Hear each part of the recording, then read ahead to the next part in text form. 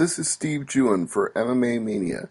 Today's interview with Ken Shamrock was recorded on January 22nd, 2016, before his fight with Royce Gracie at Bellator 149, Shamrock vs. Gracie 3, taking place February 19th, 2016, at the Toyota Center in Houston, Texas. The trilogy fight, the third and perhaps final meeting between Royce Gracie and Ken Shamrock in the main event, live that night on Spike TV. Without further ado, here's our interview with the world's most dangerous man, Ken Shamrock, for MMA Mania. Steve Jewin, MMA Mania. Hey, how you doing? Hey, Ken, it's good to talk to you today. Thank you for the time. I appreciate it. This is a fight. We don't get to say this very often, but it's 2 decades in the making. The third time you're going to face Royce Gracie. How's that feeling right now? Feels good, too. And, the reason why it feels good is because I feel great. I feel, I've made, tremendous progress from, being in the ring last time, knocking off some ring rust. I feel a lot more comfortable now this time with having that one time in the ring, feeling more comfortable there. Also too, with my opponent, sometimes you go into some of these fights where you're fighting somebody that's from your time and one guy looks great and the other guy just, doesn't look good at all. This is different. You got 2 guys who started the sport, who helped build the sport to where it's at today, and are both in very great shape. Both have very good skills and have the opportunity to bring it.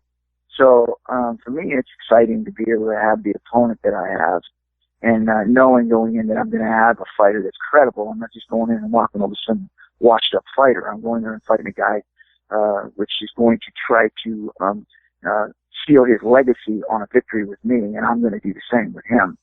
I have to think that it won't be a 36-minute draw like the last time you two met. Well, last time I met, there was a strategy that I had with his experience and his knowledge of the submission game. I felt like the more that we moved and rolled, it was an advantage for him. So, my game plan in that fight was really to just flatten him out and pound on him when he attempted submission holds. So it was a strategy and it did play out and I was very happy with the results considering I didn't have only but 2 years of experience, against somebody that had 25 years or his whole life along with the legacy of his family in this particular type of arena. So, I had to develop that, and like I said, I was pretty happy with the results of it.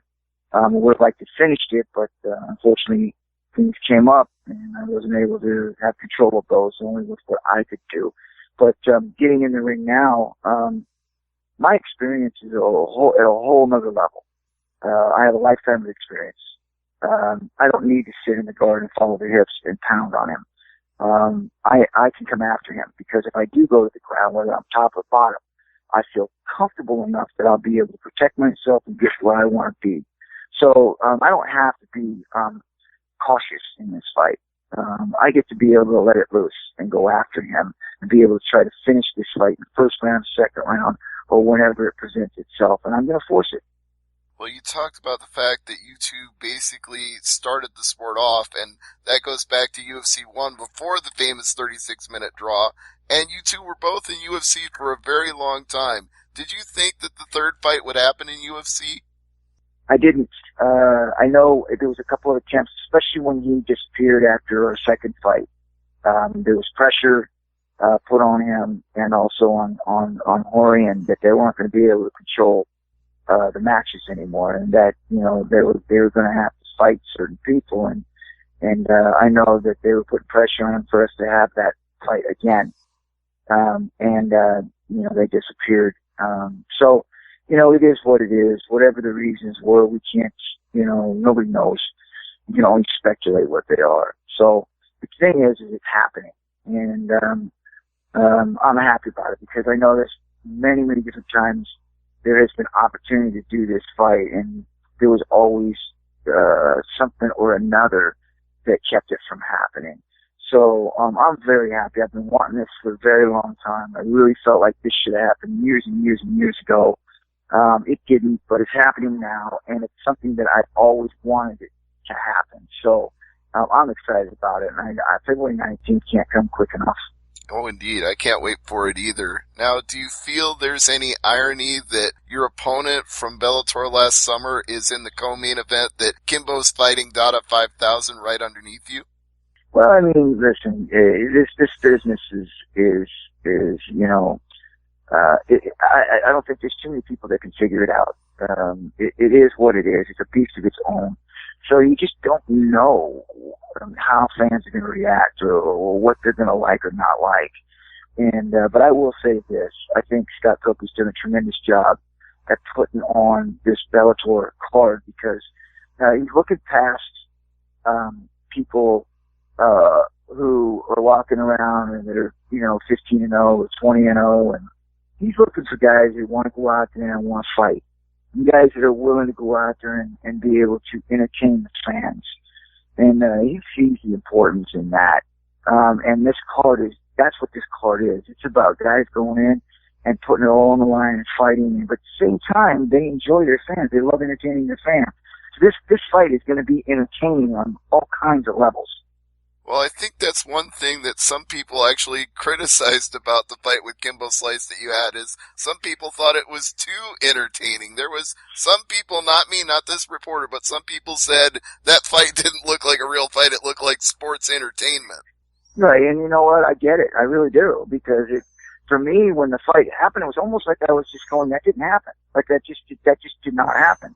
Because I pictured how the fight would go, and it went exactly as I thought. He would swing, we'd do a few things here and there. I'd get him on the ground, he'd roll his belly, I'd throw the hooks in, I'd flatten him out, I'd choke him, he'd tap.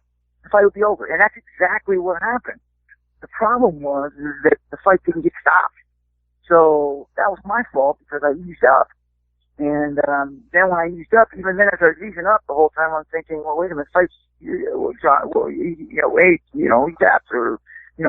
gave up, he quit. So in my mind, I was still running with this. And this all goes back to training, where you put a guy in an armbar, you got to throw a leg lock, you choke somebody, and they tap and you let go, and you keep going. And so those are the things that can happen to somebody who hasn't been fighting for some time. There's that you train a certain amount of times, and pretty soon you're training, and then if the fight happens the way you think it does, and the way the training's been going, and all of a sudden a guy gets and you let go of him, and that's just not the way it should be. I made that mistake, and that was on me, and I could see how the fans look at that and go, what do you at him? And I did. But again, like I said, a lot of that has to do with not having the experience and being out of the ring for 4 or 5 years and not really understanding, hey, it doesn't matter what anybody does until the referee steps in and stops it. Yeah, so this time, if you get that choke around Royce Gracie's neck, you're not going to let go until the referee stops it or he taps out. Well, yeah, and too, if I get in that situation and by chance, he happens to get his chin down, or I missed the choke, I still got his back, I'm going to raise up and just start raining punches. And that's what I should have done in the Kimbo fight. I should have just raised up, started raining punches, and let John step in and stop it, and I didn't do that. Now, I know you were in the moment and couldn't maybe appreciate it at the time, but how gratifying is it that you got such a huge response from that crowd in the Scott Trade Center in St. Louis? Man, it felt good. It goes all the way back to what my father told me one time when he told me. He goes, this is the first time that somebody's going to see you, and so when you respond to a fan who may interrupt your dinner or interrupt you with your wife somewhere or with your kids somewhere or at Disney Park, and some fan comes up to you or a bunch of fans come up to you and you're excited and you blow them off because you're in your private time. He goes, remember this, it's the first time they're going to see you. And if you do it enough times, they're going to tell a friend, they're going to tell a friend, pretty soon it's going to get big. And then people are going to think that you're rude. So make sure you treat everybody the first time like it's the first time they've met you, and treat them with respect. And so I've done that. And I felt at that moment when I walked into the arena and I got this huge pop like that was a payoff for the way that the fans have responded to me and I have responded to the fans over the years. I think we can expect a similar response at the Toyota Center in Houston. In fact, I'd be shocked if it was anything less loud or anything less excited than it was that night in St. Louis. Yeah, and like I said, I'm very appreciative of that, and that doesn't go unnoticed with me. I'm truly, truly blessed. One, to be able to go in the ring and still compete at my age, and at the same time still have the fan support. So yeah, I'm definitely blessed in that. Now, what kind of Royce Gracie do you think we're going to see? You've noted he's a legend. You've had 2 fights with him already, but I'd say that you've been more active than he has because, as far as I know, he hasn't had a fight since 2007. Yeah, the problem with that is though is that he's been active doing a lot of seminars, which is like we all know that's not a fight. So it will be interesting. I mentioned it in different interviews, but it's going to be interesting to see what kind of strategy that he comes out with, and it's going to be interesting to see where he's going to lack in his ability to be able to defend the things that I'm going to bring at him. So we're going to find out early on in the fight where he's at, and I think there's going to be a really clear message. At least for me, when I go after him in the fight, I'm going to know exactly within a minute to 2 minutes on where I'm going to be with him. So, but I think you're going to get a Royce Gracie that's going to be similar to Sakuraba when he fought Sakuraba. We're going to get that guy. Well, hopefully we get that guy without him also testing positive for steroids, which kind of put an asterisk on that fight. Right. Well, okay. We'll see what happens. I just know that that's the kind of guy I'm going to get right there because I think he's going to be about 180, 185 pounds. So he's going to be a bigger and stronger fighter. Well, what do you expect your weight to be? I believe it's an open weight fight, so you could come in at any weight you wanted. I don't. I come in my weight. I always come in where I'm at. I'm between 200 to 205 pounds, and that's just where I'm at. All right. Well, it sounds good. I know we're limited on time today, so I appreciate you taking some time, Ken, and I want to give you this chance to plug sponsors and social media, anything you want. No, nothing up to this point, just, KenShamrock.com. Go to my website, for any new news or any of the new stuff that we've got going on. Stay updated with my, social media on Twitter at Shamrock at Ken. At Shamrock Ken. Got it. That's perfect. Ken, thank you so much. I really appreciate the time today, and we're going to really enjoy your fight on February 19th at the Toyota Center in Houston. Yeah, don't miss it, man. This Bellator fight's going to be very, very entertaining. I expect that too. So thank you very much, Mr. Shamrock, and CJ, thank you for setting up today's call. All right, thanks. That's Ken Shamrock talking about Bellator 149, Shamrock vs. Gracie 3, February 19th, 2016, at the Toyota Center in Houston, Texas. Tickets on sale now. Steve Jewin for MMAmania.com.